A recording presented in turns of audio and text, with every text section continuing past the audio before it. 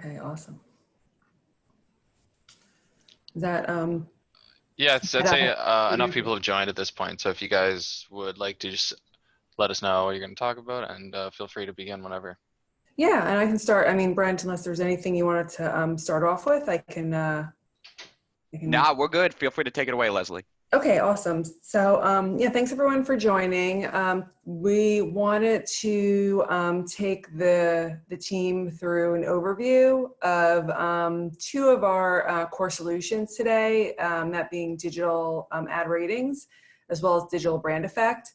So we thought kind of the best agenda would be to go through via some slides and conversation and overview of methodology, kind of best practices.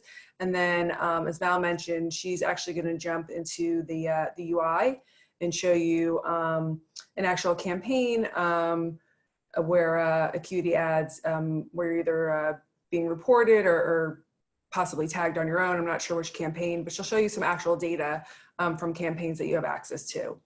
And we'll also do the same for our other solution, which is digital brand effects. So we'll just kind of go through top level methodology, best practices, and then jump in to show you some live data within the UI. And you know, as we go through, feel free to stop me at any point, ask any questions that you have. We can send this deck as a follow-up as well. So just, you know, just let us know what you need as we're going through. Let me go to, so let me see, hold on one second. Okay.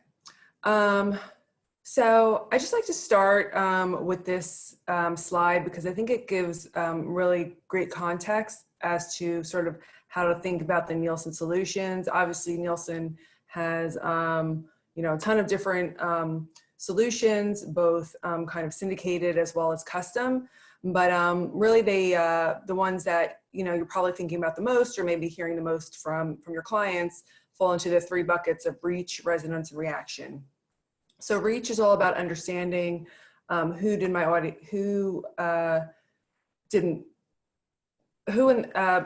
the campaign, you know, sorry, who is my audience in terms of campaign reach. And that is with both digital ad ratings that we're going to go through, as well as total ad ratings, which is a cross-platform solution we have of understanding reach for a campaign that's running on linear as well as digital. So whenever you sort of hear, you know, reach, questions around reach, around on-target performance, think of digital ad ratings or total ad ratings. The next bucket is resonance. So, you know, what impact did the campaign actually have on the audience that viewed it? And that's where we have, which you may be familiar with, all of our brand effect studies. So we have our digital brand effect studies, which are one-question solutions, as well as long-form surveys, which we call brand effect expanded view, for like a little bit of a deeper dive into brand effect and brand impact.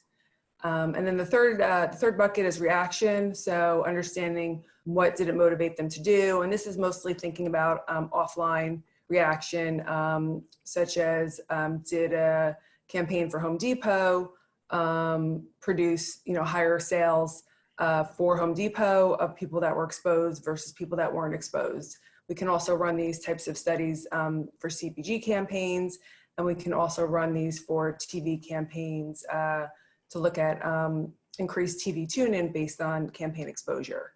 So again, you know, reaction, it's kind of the last piece of it, but that's where a lot of our custom sales effect and TV lift studies lie.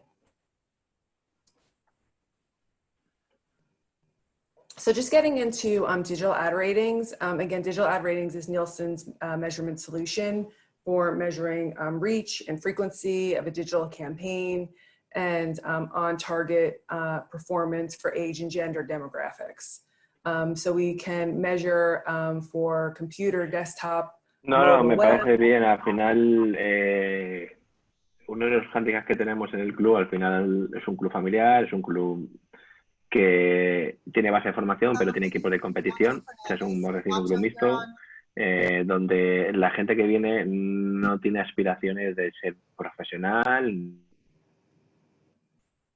There you go. I had to muted him. No worries. Yeah, so age and gender demographics, on target performance of age and gender demographics. We'll get a little bit more into how we actually profile the audience. We also, pretty recently, maybe within the past year or so, have come out with our own in-house viewability solution. So this is an option, so it's not part of sort of the core digital ad rating solutions, but it's an option that you can choose to run on a campaign by campaign basis or integrate into your platform. And basically this allows you to kind of see a combined viewable on target metric. So right now, you know, lots of clients are seeing the on target performance. They have different vendors that they are working with on viewability and kind of doing their own calculations to combine the two. This kind of wraps up both of those metrics in one metric. So again, that's fairly new. And you know, we can get a little bit more into that, or I can send some information for anybody that's interested, but just know that we do have viewability available within digital ad ratings. And then this is more for the, on the advertiser agency side, but we also are working on an integration with OpenSlate in order to be able to provide brand safety and suitability metrics. So kind of some of the best practices for digital ad ratings.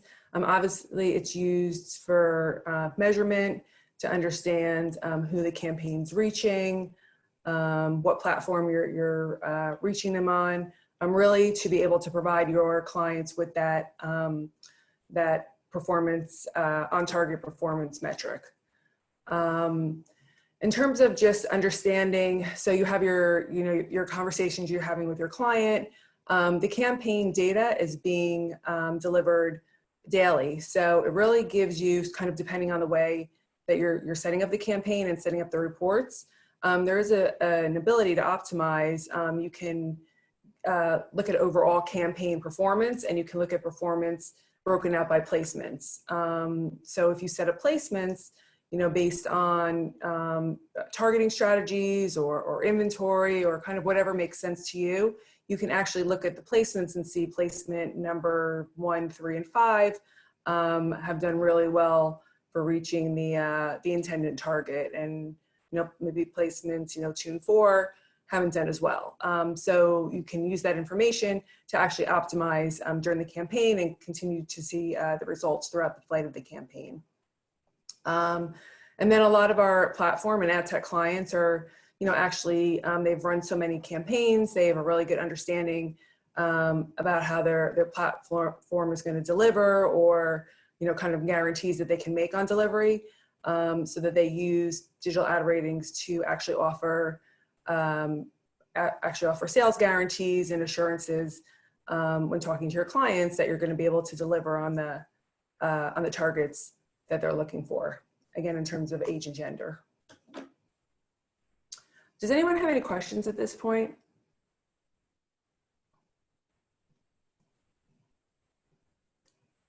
No, okay. So something else that's somewhat new, and you know, kind of depending on which platform we're looking at, some of these are newer than others, but in 2017, we started reporting on CTV, starting with Roku as our first platform that we're able to report on. 2018, we also added Hulu or Hulu apps across the connected devices. So kind of any campaigns that are being run through Roku or Hulu, Amazon as well, but again, that's a little bit more for the advertiser agency side. But definitely for Roku and Hulu, there are some caveats of things that, you know, need to happen prior to measurement, but you'll be able to see all of the same metrics for CTV that you can see for desktop mobile. And then we've also included some additional metrics that are specific to CTV, because it's a little bit of a different a different view. Like there's co-viewing versus the one-to-one, you know, with desktop and mobile. So there are some other considerations that we have for CTV metrics, but all of this is available within the UI, again, alongside the desktop and mobile data that you're currently able to see. Hey, I have a quick question in regards to that. Can you go back to that same slide? So it doesn't matter if you are activating the CTV managed service versus programmatic. Are your capabilities from a measurement perspective the same? Yep, they are the same. I mean, you do have to have some work directly with Roku and Hulu prior to the campaign going live to either get the agreement to enable. I believe in the case of Hulu, they are actually like sent the tags and then they add some of their own parameters. But just in terms of the mechanics of it, it works the same way, whether it's programmatic or direct. So, you know, as long as those kind of upfront caveats are taken care of with getting the permissions, there shouldn't be any issues with running through either.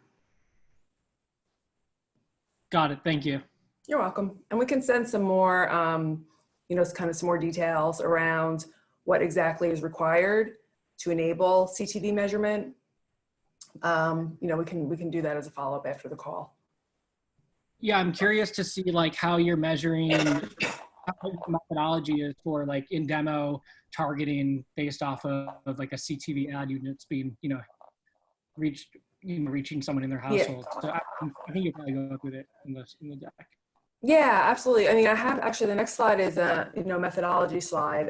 So this again is high level, and we can get you you know, some more details into the methodology, especially around CTV. But I think this, you know, gives a good overview of how we do it both on the mobile desktop side as well as CTV.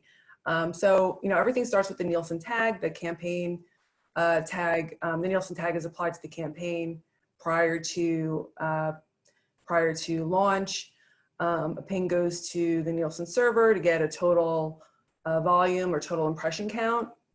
And then we're working with third-party data providers to do the matching. So Facebook is our first provider that we've worked with. And again, we use Facebook to do the matching for desktop and mobile in-app. And Facebook is not seeing any type of any information. Everything is encrypted that they're receiving from us, so they don't receive any information around the advertiser, the campaign, the site, the ad tech partner. All they're doing is seeing if they can identify a Facebook cookie or device ID and locate that person within their database. And if they can, they're able to say, okay, this specific impression was seen by Jane, who's 25 years old, lives in New York City, and so on and so forth. They're making these matches all day for each campaign. On average, we're able to match, you know, between 40 to 60% of the campaign. It kind of depends on the campaign, but they send Nielsen back an aggregated report for each campaign of all of the demo groups. So Nielsen's not receiving anything private either. Obviously, we're not receiving any personal or private information from Facebook. Everything is aggregated at the demo level within those age and gender demo buckets. For CTV, it's pretty much the same process, except we are using Experian for the matching instead of Facebook.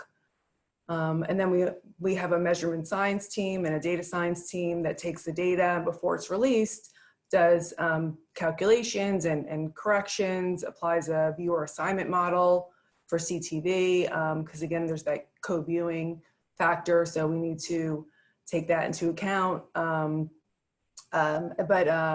But you know, we have our panels and our surveys that we're using to be able to not only correct for certain biases that we know can happen on Facebook, but for you know, people that were not able to actually match on Facebook and Experian, we use our own panels to project out to 100%, as close to 100% of the impressions as possible.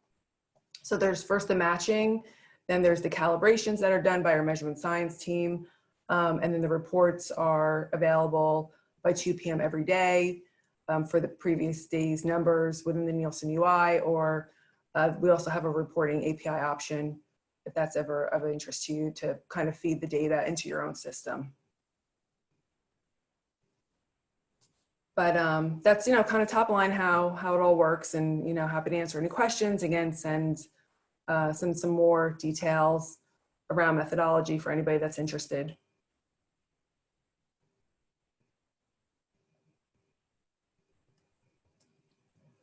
So I think at this point, well, so here are reporting capabilities.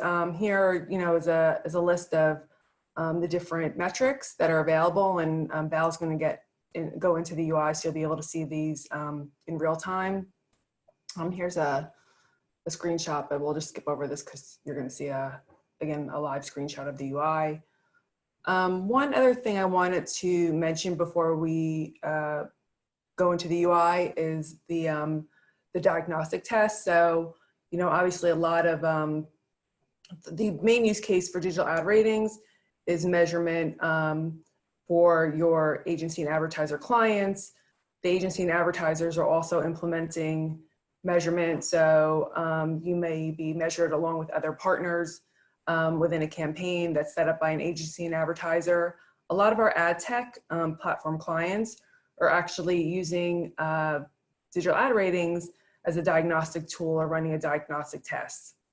So the process is really the same, setting up a campaign through a tagging media, but it's really meant for an internal purpose to kind of get a baseline understanding of your technology, of the properties or the inventory that you're working with, of your targeting strategies.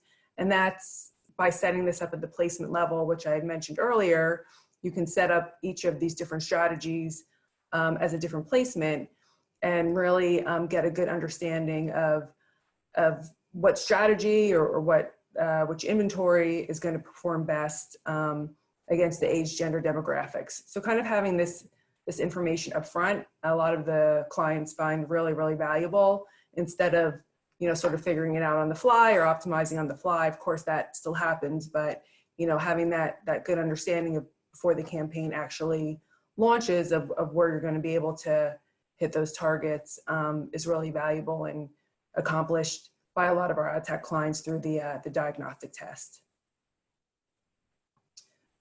So, you know, if anyone has questions, again, about how, you know, best practices for setting up a diagnostic test, or, you know, we can set up some time to walk a little bit more through it. But, you know, again, I'll send this deck and everyone can kind of review this slide, and, you know, we can set up some time after to talk a little bit more about diagnostic testing as it applies to digital ad ratings. Diagnostic testing would more so be for like our ad operations team to test our general audience, like you said, not necessarily like individual sellers to be doing this on a by campaign. Yeah. That's just to be clear on that one. Yeah, no, that's a good point. So yeah, so if there's anybody on the ad operations team that you want to pass this along to, we're happy to talk to them about it. But ultimately, it's going to benefit, you know, everybody, because you're going to be able to talk more confidently to your advertiser clients, your agency clients, kind of based on the results of this testing. So I don't know, Val, do you want to, do I need to stop sharing? Or let's see, I think I could share my screen. Give me one sec. Say screen one. All right. Is everyone able to see my screen?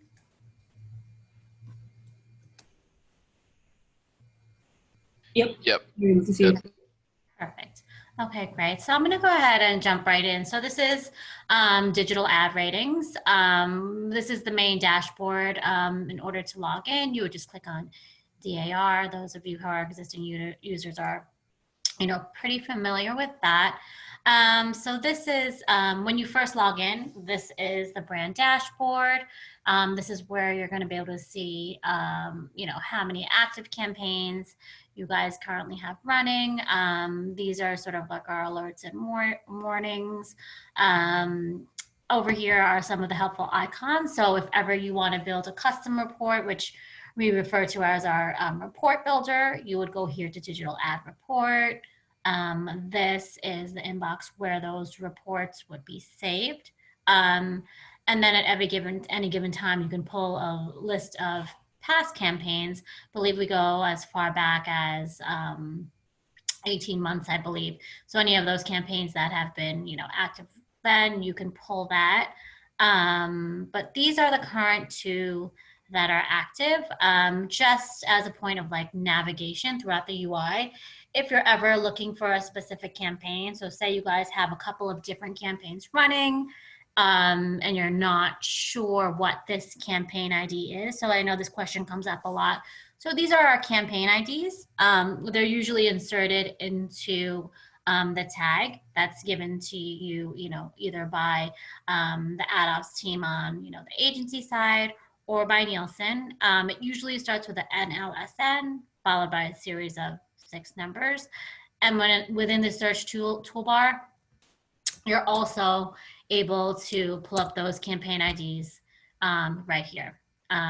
You can also pull up campaigns by name. So, if you're looking for like, say, we can just use this campaign right here as an example.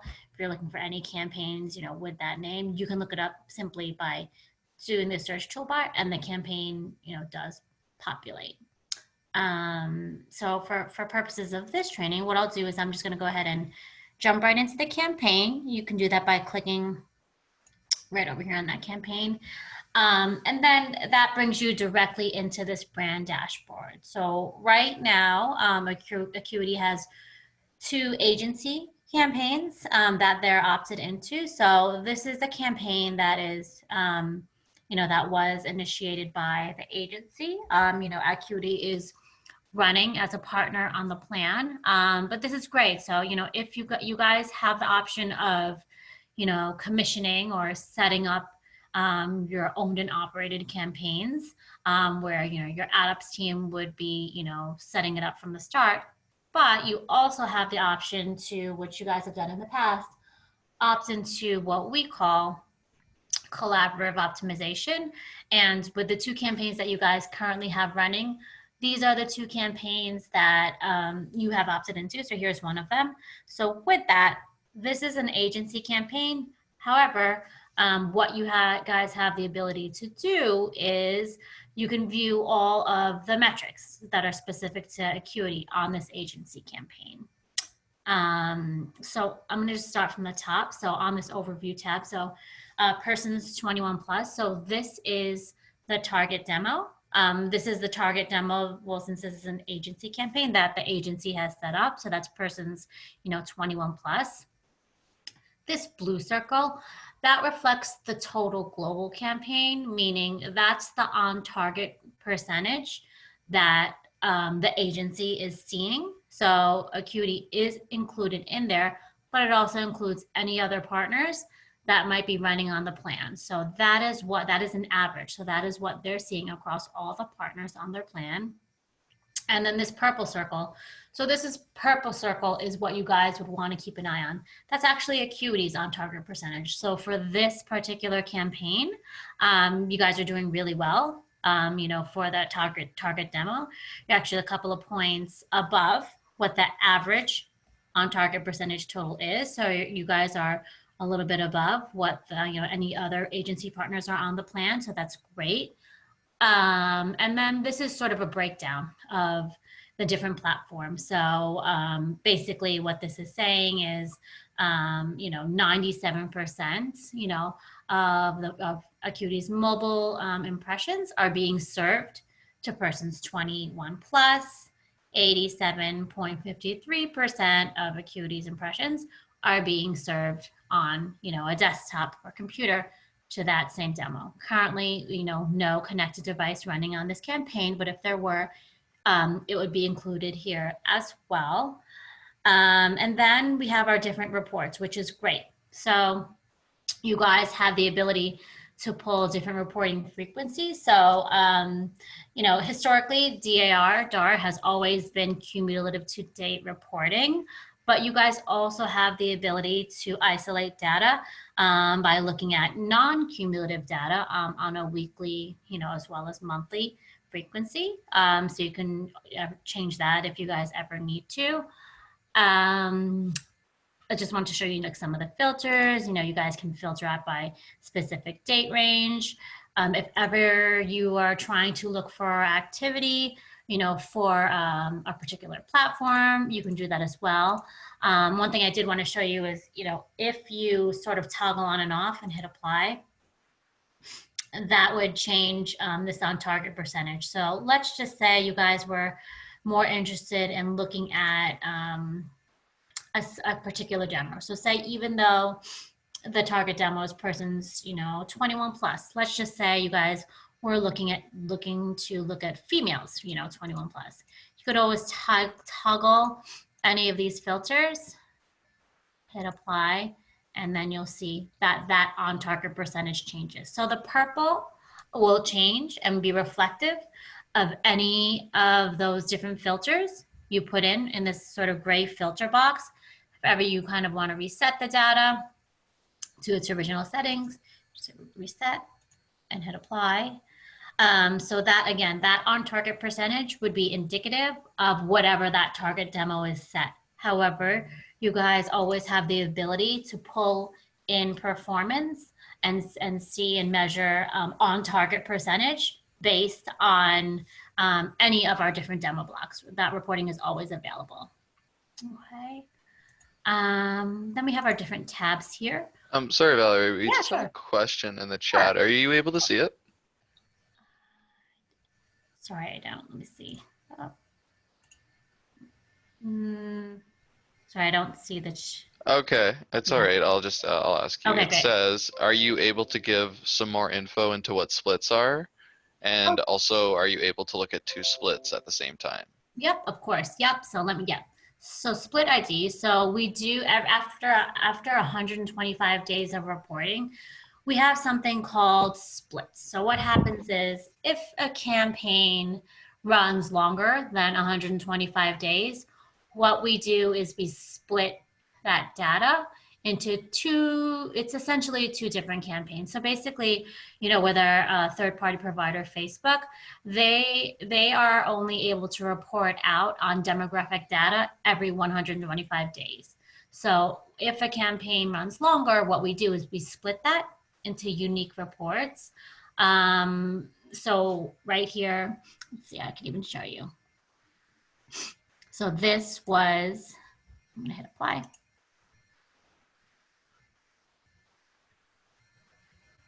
So this campaign started back in December, at the beginning of January. So from January to March, this was the first 125 days of that campaign. So you're going to be able to see, audience metrics for this particular campaign, that NLSN. However, when the campaign splits into its separate sort of ID, and usually when they split, instead of the NLSN, it starts with the SEM. I'm going to hit apply. All audience metrics would be reset. So you'll be able to run reports across the campaign breaks for impressions, but you cannot run audience metrics. So meaning unique audience, reach, and frequency across those different splits. However, you can run impressions as well as on target percentage. So any sort of volume metrics, you'd be able to run across the two different campaign IDs. Does that make sense? Does that help to answer anyone's question? Yeah, thank you. Definitely, that's helpful. Right. And what was the second question? I'm sorry. It was just sort of a two-part question. I think you answered it. So if you're able to look at two splits at the same time. Got it. Yep. So you could do that within the report builder. I'm going to jump into that in a bit as well. I can show you with this campaign how you can run that across the splits. So that will be, we can use that as an example. That's actually a really great question. Okay. Yeah. And please, for some reason, and it's just probably just me and my learnings with like Zoom, I don't know how to see the question. So if questions do pop up, please feel free to interrupt at any time. Okay, great. I'll let you know. But also, if There might be like a chat option at the bottom of the window. If you see that, that's where the questions will be in the chat. But don't worry about it. Continue. Okay. All right. So then, okay. So these are our different tabs. So two of, I guess, the most frequently used tabs, are the audience profile tab, as well as site placement. So I'm going to go look at audience profile first. So this is the tab that breaks down reporting into those different, standard age and gender groupings. And this is helpful because this is where you're going to be able to see, unique audience. You're going to be able to also see, which I find helpful at times, whenever you're looking at different demos, where unknown or measurable impressions are. So unknown impressions, just so you guys know, we do track children. So any unknown impressions could be those impressions classified as persons 2 to 12, or unknown impressions could also be any of those Facebook users who have deactivated accounts but still have cookies, or those Facebook users that don't select a male or female gender option. So those are sort of our unknown buckets. We don't see a lot of impressions, but we do see, a little amount come in from time to time, and those could be our unknowns. We also have unmeasurable, which in DAR, the unmeasurable bucket consists of any of those connected device impressions. So it would actually, like, if connected device was running, it would show up within this line item. That would be any of those connected devices that weren't tagged or certified for like Roku or Hulu, as well as Amazon Fire. Everything would come up under unmeasurable. Mobile impressions, where it falls below the Facebook coverage level. Sometimes what we see is when a campaign first launches, we see a bunch of mobile, unmeasurable impressions for mobile. It's just because a certain threshold for Facebook hasn't been reached. But once that coverage is reached, what happens is we are able to start, assigning demos, to this platform. So that does happen from time to time, usually at the beginning of the campaign. One thing to note with unmeasurable is our on-target percentage up here. Those do not include unmeasurable data. So if for some reason, you guys are looking at a campaign, and if, let's just say for like mobile or connected device, you're seeing a 0% on target, what you can easily do is go into the audience profile, look at that unmeasurable line item, and I'm always here to help you guys sort of investigate these things too. If there's ever any unmeasurable, there's usually, a reason for it, whether it be tagging or, in the case that I mentioned before, if things, haven't reached a certain threshold, we'd be able to easily identify that through the audience profile. So with audience profile, you're also able to see that gender breakdown, which is really helpful. Again, you can always, like, if let's just say we, edit this for just to select females. Like, say you want to look at, sorry about that, female. Any of the charts and graphs, as well as the data at the bottom, would be indicative, of just, female. So you can change these whenever you need to. So if ever you guys are doing, and I just hit reset right there, just to go back to the original settings. If you guys are ever doing any sort of analysis, you could always include any of these like graphs, tracked ads. You're gonna be able to see any of those, different demos where the majority of impressions, are being served to. You could see whether right now it looks like the majority of impressions are being served to females. Looks like most of them are females 55 plus. So that's something to keep in mind, when you're looking at when you're trying to target a specific demo. And then we also have, so that's the audience profile. I want to sort of like skim through some of this. We also have the duplication report. So this is a breakdown of the different platforms. So you could see unique audience and on target percentage based on the different platforms. You also have the ability to look at our site placement report. So this is also, I guess, the second most frequently used tab, and this is where you're going to be able to see, you know, a breakdown of any of those metrics for specific ad placements within a publisher's, you know, within the publisher's site. So this is where you guys will be able to see, and you know what, I should have done this in the beginning. This whole dashboard can be exported into an Excel. So this is actually helpful, I think, for a lot of anyone that, you know, that's on the research team. Let's pull that up. So that dashboard is also exported into a nifty Excel. So if ever you want to look at specific placements, you guys have the ability to do that through this Excel. You could see, you know, the total amount of tracked ads, then along some of the later columns, you could see on target percentage as well. So this is really helpful. I think the, you know, Excel is obviously, you know, in my mind, more easier to, you know, sort of analyze the campaign. And these same tabs within the spreadsheet are the same tabs that are, you know, within the dashboard. And then another frequently used tab here is that trends tab. So the trends tab is where you're going to be able to see a breakdown of, you know, how many ads are being tracked. So something that's also helpful is if you want to look at reporting on a weekly basis, you could do that as well, and reporting would be reflective. Sorry, I'm having sniffles of that specific week. Wait for that to happen. And then after this, I'm going to quickly jump into the digital ad broken down by week. So that digital ad report, I'm going to go quickly there, and then I'll we'll go back to Leslie. I think she still wants to go through digital brand effect. So this is where you would be able to pull a report. We have all of these different metrics, and this is something that I would definitely set up a separate training for. We can do a deep dive, you know, for any users that would be interested in setting up a digital ad report.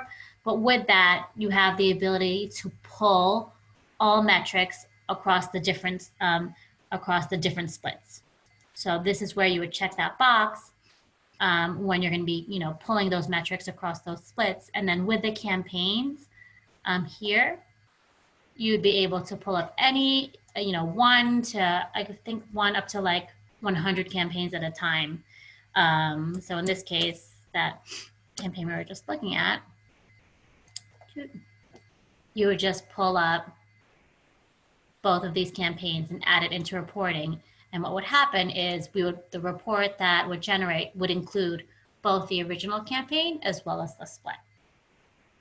Okay. But this is, yeah, you can edit the report to like include specific demos, so on and so forth. All of our different metrics. We have a ton of different metrics over here, as well as like definitions. But again, if you know, you guys are interested in setting up a separate training for like a sort of like DAR, you know, 102 training for like the report builder, we could do that as well. Okay. But I think we have this until 3. I'm going to switch this back to Leslie, and that way we could, but actually before we do that, do you guys have any questions on the dashboard?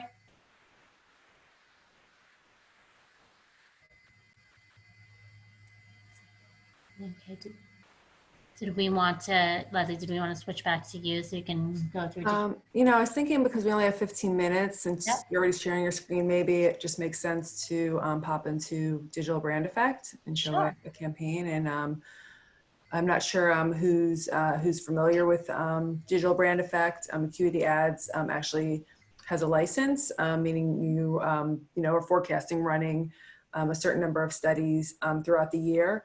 But digital brand effect is Nielsen's solution for measuring brand impact. It's a 1-question survey that runs within the footprints of the campaign or the media. So we're very quickly able to collect, control, and expose responses. So as we see the votes come back, due to the technology that we have and the way the campaign is tagged, we're able to see if a vote comes through from a person that was exposed to the campaign, or if the vote is for a person that was not exposed, and bucketed appropriately. But once we've reached a certain number of votes, you're able to actually go into this UI, which Val is in right now, and start to see the campaign results. And you know, again, sort of depending on number of impressions and how it's set up, you can see the overall campaign brand lift, and, you know, whatever the, whichever question you chose based on the marketing objective, whether it's brand awareness or purchase intent or favorability. But you can understand performance, overall performance, and then you can also get to more granular drill downs of brand lifts by frequency or targeting strategy or creative. So again, you know, similar to digital ad ratings, the data is all is real time, and clients really, you know, take advantage of the ability to kind of go in on the fly and see what's happening and be able to see all these different breakouts to be able to optimize while the campaign is still running, and hopefully positively impact brand performance. But that's kind of the high level overview. Again, I can send over some slides that recap a little bit more about the methodology, or we could set up a separate time. But I thought maybe going in and actually seeing some data for one of the campaigns that AcuityAds tagged would be really helpful. Yeah, so I'll go ahead and jump right into the UI. So this is the dashboard. This is where you're going to be able to see all of the latest campaigns as well as benchmarks. I'm going to go ahead and click on this campaign since it's already been complete. And that way we can view results. So this is the campaign overview tab. It will show you, you know, how many total votes the campaign had, exposed versus control, and then total. This is also where you're going to be able to see, you know, that brand metric. So I'm going to go ahead and click on this to bring you directly to the dashboard. So we have different tabs. So similar to DAR, there's these different tabs just set up a little bit differently. So the campaign overview tab just gives you a summary of everything that's presented in these tab breakdowns. As far as navigation, this is our left-hand navigation. So if ever you want to see results of, so for this, you know, campaign, you know, you're targeting Yellowtail. If ever you want to see results for any of these other answers, you can do that as well. You can also, which I think is very helpful, you can always export this nifty PDF report. So when you're doing a client wrap up of the campaign, you could just export that and everything gets exported into this nifty PDF. And you could just, this is client friendly. You could just go on and send this off to them. And this will include all of the data and all the different tabs that are, you know, within this dashboard. So it looks like here, you know, Yellowtail did very well. You saw 14.9% brand lift is overall performance. And then we have creative performance and then frequency exposure. So I'm going to jump into these tabs, different tabs. So the overall performance, again, this view shows the performance of your campaign from an overall perspective. 14.9%.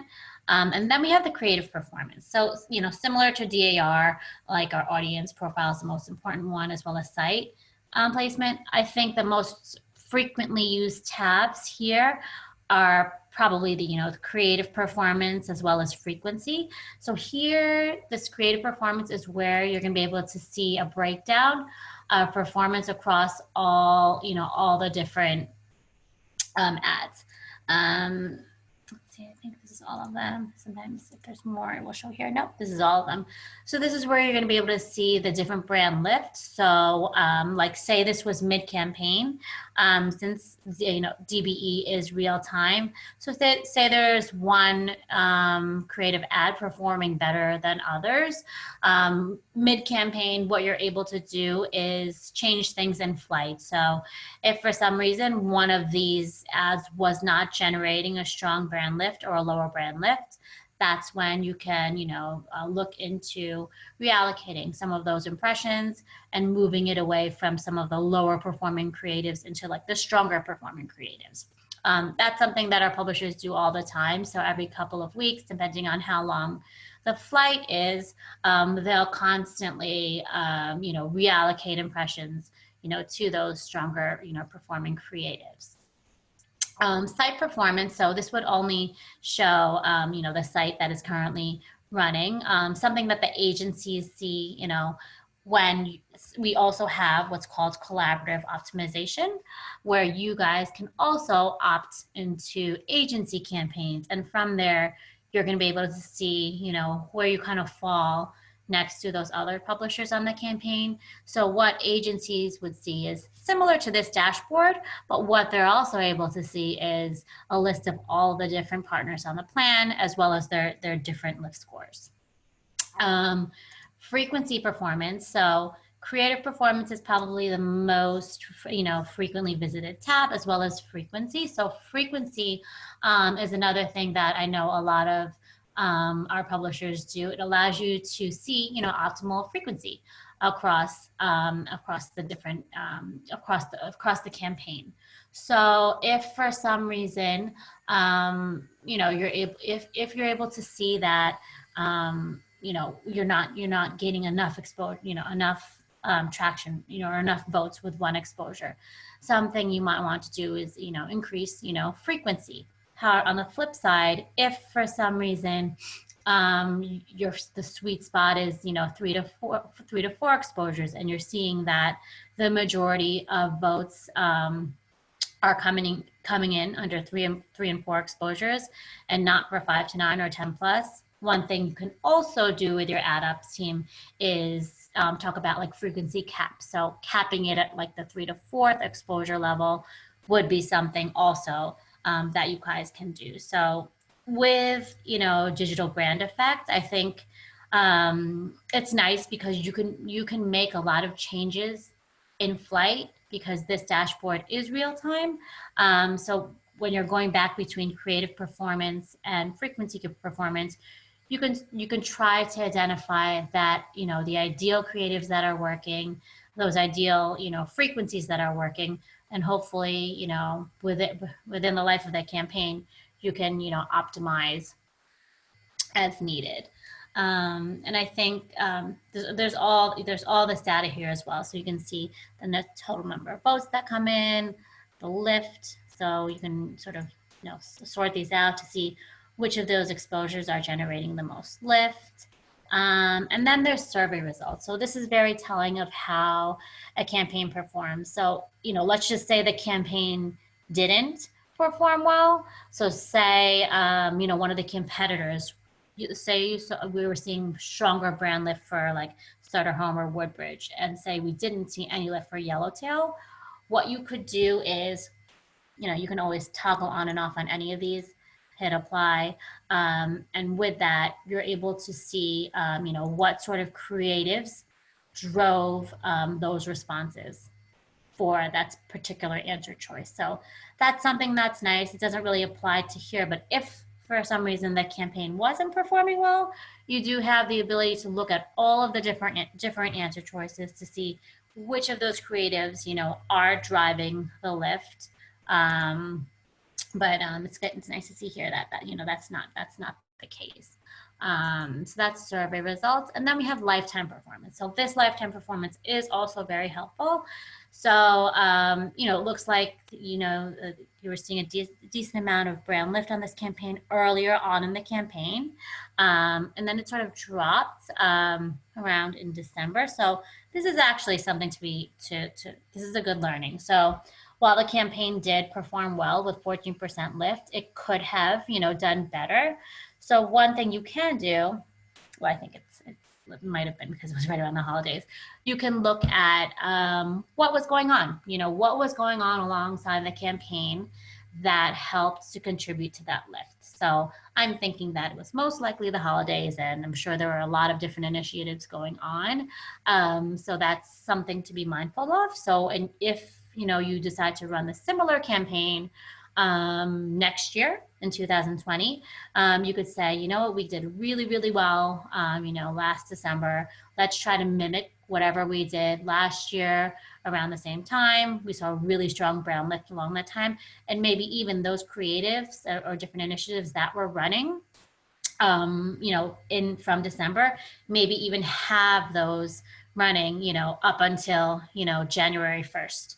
And that way you can hold that strong brand lift. So yeah, there's definitely a lot of information that you can gain from, you know, this dashboard. I think every campaign is, you know, obviously different.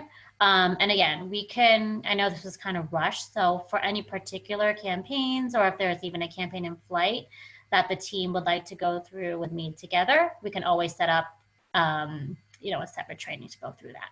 Oh, you know what, now I see. Oh, I saw a little thing pop up with the question. There we go. Was there You see the question? Let's see. Oh, here we go. Okay, how long does it take there? Yep, how long do we need the client's approval? Yes, so how long does it take a brand study to get set up? Typically, usually what happens is, you know, you guys would reach out to, you know, Leslie and myself. What we would really need is a media plan. From there, I would loop in our ad ops team. We would make sure that the campaign is feasible. What I mean feasible is we have enough impressions to run a campaign. And typically, you know, I don't think Acuity has any problems with that. Once it's feasible and it passes feasibility, what we would then be able to do is, you know, you guys are running on a license, so we wouldn't have to take care of paperwork. So depending on when we set up a kickoff call with your ad ops team, if we were to set up the call today, we can get the campaign, like if it was ready to run today, we can get it live and set up within a matter of like hours. It's as easy as us turning on a switch. So really depends on when we have feasibility, like how long it takes to set up. And oops, do we need a client's approval on questions? Yes. So we definitely do need your client's approval on questions as well. And that would be in the form of like an email saying that, hey Val, this question has been approved by my client. Can you set this live? So, you know, we would need to take that into account to set up the brand study as well. So yes, to answer the question, yes, we would need the client's approval. I believe we rotate the study on the back end, so we need to offer a choice. But are there any other notes? You know, not really. So other than that, so if there are any sort of special conditions for running a study, we would identify that at the kickoff call or with the media plan. So we would always loop in our ad ops team. And if there are sort of like nuances, even, you know, especially with tagging, we would be able to identify any sort of nuances prior to running the campaign. And then ethnicity. So we do have something called wildcard targeting. So if you want to track beyond the different targets, there is a different tab that you can add to the tag called wildcard targeting, which you can do that based off of different, you can add an ethnicity as well, I believe. So you can do it like by geographic, contextual, anything you want to. However, when you do add in those different targets, you would need a separate tag, I believe, and an additional 2,000 impressions per different tag. And that's also something that we could explore, you know, with our ad ops team. Does that help to answer your question? Trying to see where that pop-up when it like comes up for me sometimes and sometimes not. Do you measure ethnicity as well? So we don't measure ethnicity, but I believe you can put that within the wildcard targeting. And Leslie, you might, maybe, I don't know if you'd be able to do that with brand effect or if you've done it with any sort of other studies. So we can do a little bit more profiling with brand effect expanded view, which is the long form survey, because that's actually surveyed through a panel. So we have all the different panel profiles available, so we can kind of cut the data in different ways than through sort of the standard digital brand effect. The one caveat is that the long form surveys, digital brand effect expanded view, those are post-campaign deliverables. So there's not the ability to optimize, during the flight of the campaign, but on the upside, you get a lot more details and granular information, not only about brand impact, but about the different groups that you set up.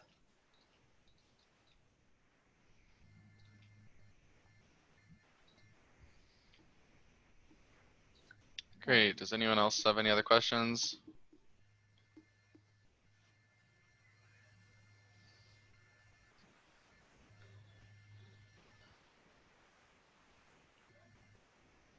Okay, well, looks like that's it from everybody here so far, but I'm sure that if we have any more questions, we can always reach out to you guys as well. I think you mentioned you'll be providing some of the presentation materials, right?